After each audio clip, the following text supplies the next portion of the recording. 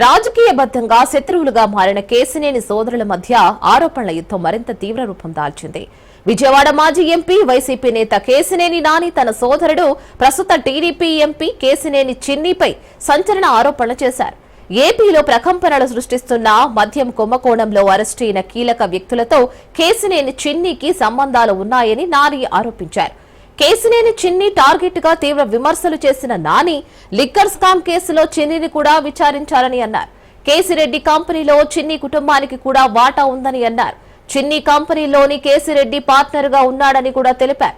Money laundering ద్వారా నిధులు విదేశాలకు మళ్లించారని నాని ఆరోపించారు. లిక్కర్ స్కామ్ వ్యవహారంలో కేసినేని నాని చేసిన వ్యాఖ్యలను ఎంపీ చిన్ని కొట్టిపారేశారు. ఆయన చేసిన ఆరోపణలపై స్పందించాల్సిన అవసరం లేదని అన్నారు. టీడీపీలో ఉంటూ వైసీపీ అధినేత జగన్ కు కొమ్ము కాసిన వ్యక్తి నాని అంటూ చిందులు తొక్కారు. తమ సంస్థకు చెందిన ఆస్తి సరిహద్దుల్లో కేసిరెడ్డి రాజశేఖర్ రెడ్డి సంస్థకు చెందిన స్థలం ఉండడంతో కలిసిన నిర్మాణ పనులు చేపట్టేందుకు 2021లో రిజిస్టర్ అయిన సంస్థ అది అని తెలిపారు. తాను రాజకీయాల్లోకి రాకముందే కేసిరెడ్డితో సంస్థతో తెగదెంపులు చేసుకున్నానని తెలిపారు. అందుకు తాను చాలా నష్టపోయానని పేర్కొన్నారు. విదేశాల్లో పెట్టుబడులు అంటూ నాని చేసిన ఆరోపణలు నిరూపించాలని కూడా సవాల్ విసిరారు. దమ్ముంటే తనకు కేసిరెడ్డి రాజశేఖర్ రెడ్డికి ఆర్థిక లావాదేవీలు ఉన్నట్లుగా నిరూపించాలని చిన్ని ఫైర్ అయ్యారు.